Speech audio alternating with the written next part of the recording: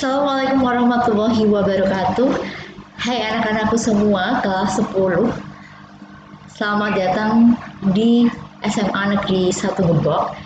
Dan selamat untuk kalian yang telah naik jenjang dari jenjang SMP ke jenjang SMA. Perkenalkan, hari ini untuk pertama kalinya kita berjumpa meskipun secara virtual ya dengan Bu Isna. Bu Isna adalah guru pengampu dari mata pelajaran sejarah Indonesia yang insya Allah nanti akan menemani kalian belajar tentang sejarah Indonesia selama 1 semester ke depan. Nah, pertemuan yang lalu kita sudah berkenalan meskipun hanya melalui tulisan, itu tidak mengurangi semangat kita belajar. Jadi pada pertemuan kali ini Wisna akan menjelaskan materi awal bab yang ada di dalam mata pelajaran sejarah Indonesia. Nah, dalam 1 semester ini nanti kita akan belajar mengenai 3 bab ya, dan bab yang pertama kita akan mempelajari mengenai hal yang dasar dari sebuah kata sejarah, yakni manusia dan juga sejarah. Manusia dan juga sejarah ini nanti ada 3 subbab yang harus kalian kuasai.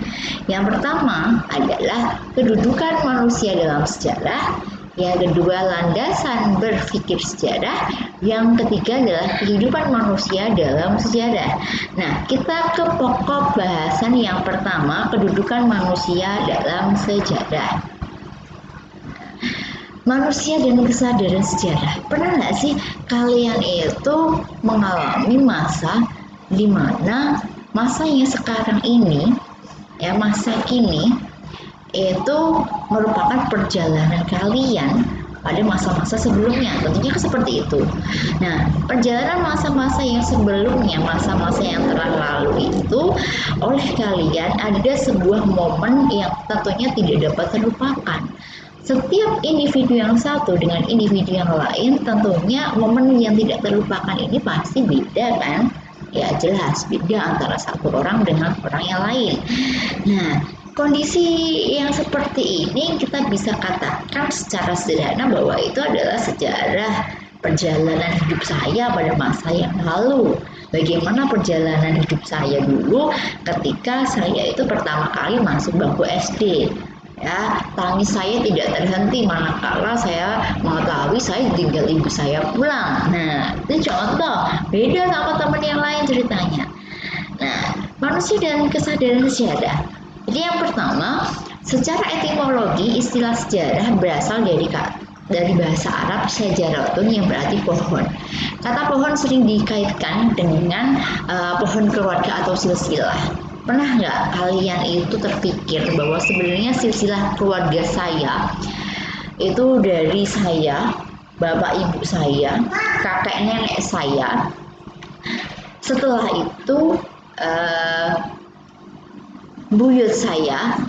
Nah, setelah itu pernah nggak ditelusuri lagi? Bisa jadi keturunan-keturunannya sama. Nah, jadi dalam bahasa Arab diartikan sebagai silsilah. Sejarah dalam bahasa Inggris sama dengan history, artinya belajar dengan cara bertanya. Yang ketiga dalam bahasa Belanda, geschiedenis yang diartikan sebagai kegiatan penyelidikan, pengumpulan, pengorganisasian dan penyajian kisah mengenai kisah masa lalu.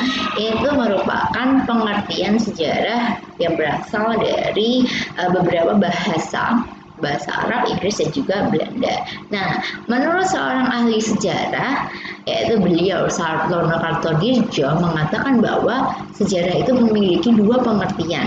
Yang pertama, sejarah sebagai sebuah peristiwa, yakni history as actually.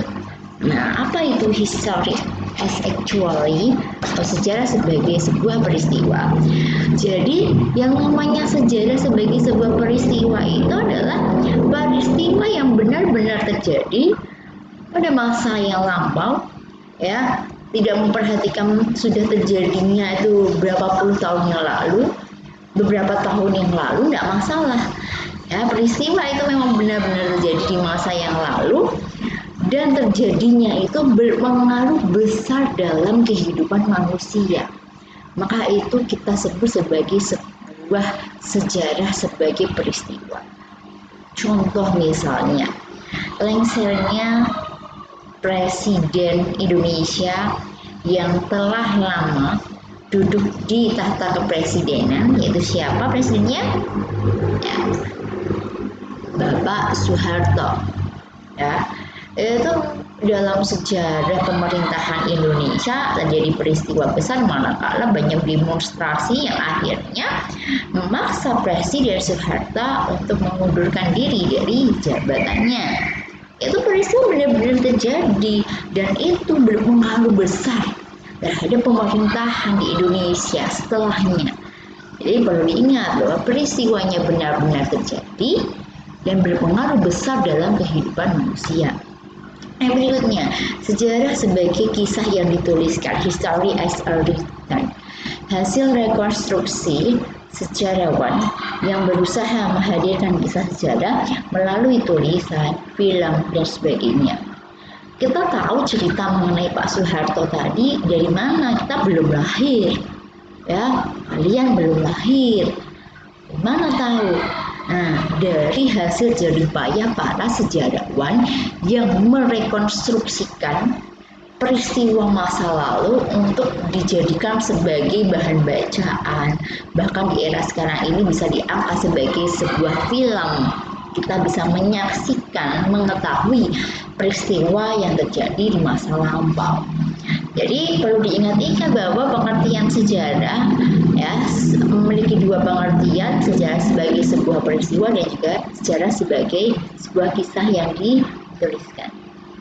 Yang berikutnya, kedudukan manusia dalam sejarah. Nah, kita sebagai manusia di dalam yang namanya sejarah itu kedudukannya sebagai apa sih? Yang pertama, sebagai objek. Manusia itu adalah aktor sentral dalam kajian sejarah. Jadi di dalam peristiwa sejarah itu yang diceritakan itu adalah tentang manusia. Manusia dijadikan sebagai aktor sentral. Contoh adalah kisah riwayat Diponegoro, ya, kisah riwayat Diponegoro. Nah, kisah riwayat Diponegoro ini pernah dituangkan, direkonstruksikan oleh seorang sejarawan yang bernama Peter Carey, ya, yang membuat sebuah biografi tentang Pangeran Diponegoro, ya, sosok tokoh Indonesia yang luar biasa yang memperjuangkan ya kemerdekaan. Itu adalah sosok Pangeran Diponegoro. Di dalam buku Takdir ini, riwayat Pangeran Diponegoro, diceritakan bagaimana seorang Pangeran Diponegoro itu adalah tokoh Indonesia terbesar pada abad ke-19. Jadi Peter Carey merupakan ahli sejarah penelitian pengetahuan. Dia menuangkan riwayat Pangeran Diponegoro secara detail sehingga kita yang tidak pernah berjumpa dengan Pangeran Diponegoro kita bisa tahu dari apa yang dia tuliskan. Yang di dalam buku ini yang mengisahkan mengenai sosok Pangeran Diponegoro. Jadi di dalam kisah buku ini kita bisa tahu bahwa objek aktor yang dibicarakan di sini adalah Pangeran Diponegoro. Pangeran Diponegoro sebagai sosok manusia yang dijadikan tokoh sentral dalam peristiwa sejarah. Itu makna dari manusia sebagai objek sejarah. Yang kedua, manusia sebagai subjek sejarah. Kedudukan manusia sebagai pengisah, berkontribusi dalam penelitian dan penulisan sejarah. Jadi seperti tadi, di dalam kisah Diponegoro ini kita bisa mengambil dua sisi. Ada seorang yang namanya Peter Carey di sini. Kita tidak akan bisa mengenal sosok Pangeran Diponegoro tanpa rekonstruksi penelitian dari Peter Carey mengenai sosok dari sosok dari Pangeran Diponegoro. Ya nggak? Ya kan? Nah, jadi kita bisa mengetahuinya dari apa yang sudah direkonstruksikan oleh sejarawan. Jadi di sini sosok dari Peter Carey atau seorang manusia Peter Carey, seorang tokoh Peter Carey sebagai seorang sejarawan, dia itu memiliki fungsi sebagai subjek sejarah karena dia yang merekonstruksikan, yang berkontribusi dalam penelitian dan penulisan sejarah. Jadi sampai di sini paham kan? Nah, setelah kita mengetahui kedudukan manusia dalam sejarah, maka yang selanjutnya adalah sejarah itu nggak lepas dari yang namanya konsep ruang dan juga dimensi waktu dalam sejarah. Konsep ruang dalam sejarah dibagi menjadi 3. Yang pertama adalah sejarah kota, 2 sejarah lokal, yang ketiga adalah sejarah pedesaan. Nah, sejarah kota ini contohnya adalah transformasi Jakarta dari kolonial menjadi megapolitan. Sejarah lokal, sejarah kampung desa, biografi tokoh lokal, sejarah pedesaan, pemberontakan petani. Jadi konsep ruang ini membatasi dimensi tempat lokasi. Ya.